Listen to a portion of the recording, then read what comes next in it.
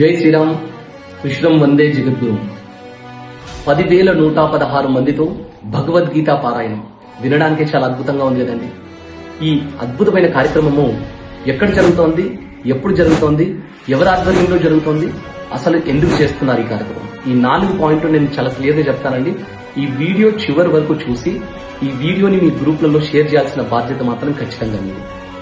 So 16 November 2025 16th November 2025 ఆదివారం morning 8 o'clock నుండి evening 5 o'clock వరకు, ఉదయం 8 గంటల నుండి సాయంత్రం 5 గంటల వరకు అతిరథ మహారథులు స్వామీజీలు భగవద్గీతని చాలా వాళ్ళ నరాల్లో కూడా ఇనికించుకున్న ప్రతి ఒక్క స్వామీజీలు అద్భుతమైన వ్యక్తుల మధ్యలో ఈ పారాయణము, దీంతో పాటు సాంస్కృతిక కార్యక్రమాలు జరగబోతున్నాయి.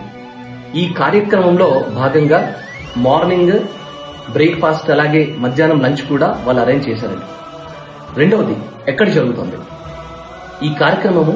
ఎగ్జిబిషన్ గ్రౌండ్ నాంపల్లి భాగ్యనగర్, అదేనండి మన హైదరాబాద్. ఇక్కడ ఈ కార్యక్రమాన్ని నిర్వహిస్తున్న వారు సనాతన ధర్మ ప్రచార సమితి. వీరు 116 మందితో ఇలాంటి కార్యక్రమం స్టార్ట్ చేశారండి. తర్వాత 1116 మందితో ఈ కార్యక్రమం చేశారు. తర్వాత 2116 మంది, ఆ తర్వాత 5000 మంది, ఆ తర్వాత ఇప్పుడు 10,116 మందితో ఈ అద్భుతమైన కార్యక్రమం చేస్తున్నారు. ఇప్పటికే మీకు అర్థమై ఉంటుందండి ఎందుకు చేస్తున్నారు.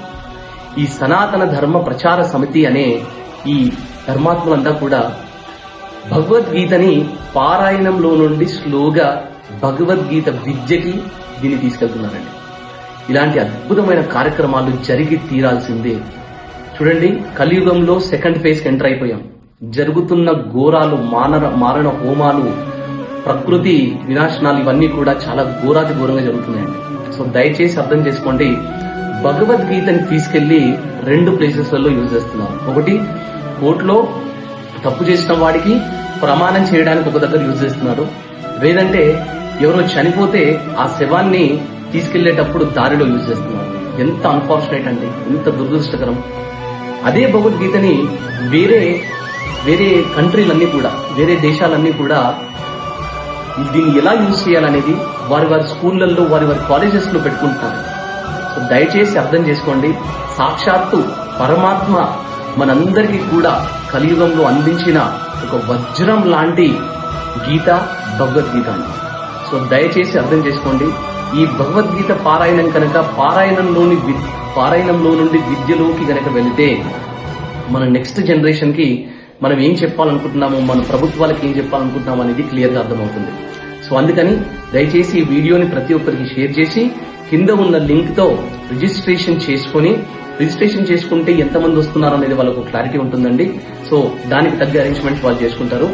సో రిజిస్ట్రేషన్ చేసుకుని ఈ వీడియోని ప్రతి ఒక్కరికి షేర్ చేసి ఈ కార్యక్రమాన్ని అద్భుతంగా అంగరంగ వైభవంగా జరిగేలాగా మనందరం కూడా, అంటే ఇది కేవలం ఎవరో ఒక ధర్మ ప్రచార సమితి వారు చేస్తున్న ప్రోగ్రాం లా కాకుండా జనాలందరికీ కూడా, ప్రజలందరికీ కూడా ఇది ఇష్టం ఉంది, ఇలాంటి కార్యక్రమాలు జరగాలి, భగవద్గీతని విద్య సైడ్ తీసుకెళ్లాలి అని అనుకుంటున్నారు జనాలని చెప్పేసి ప్రభుత్వాలకు అర్థం కావాలండి. దయచేసి అర్థం చేసుకోండి, ఇది చాలా అద్భుతమైన కార్యక్రమం. ఇలాంటి కార్యక్రమంలో పాల్గొంటే మనం 100 సార్లు తిరుమలకి వెళ్ళినట్టు, మనం 100 సార్లు శ్రీశైలానికి వెళ్ళినట్టు, 100 సార్లు అరుణాచలంకి వెళ్ళినట్టు. దయచేసి అర్థం చేసుకోండి, గురువులందరూ కూడా చెప్పే మాట ఇదే. దయచేసి ఈ వీడియోని షేర్ చేయండి, ప్రతి ఒక్కరు కూడా రిజిస్ట్రేషన్ చేసుకోండి. ఈ కార్యక్రమాన్ని అద్భుతంగా ముందుకి తీసుకెళ్దాం మనందరం కూడా. జై శ్రీరామ్ కృష్ణం వందే జగద్గురు.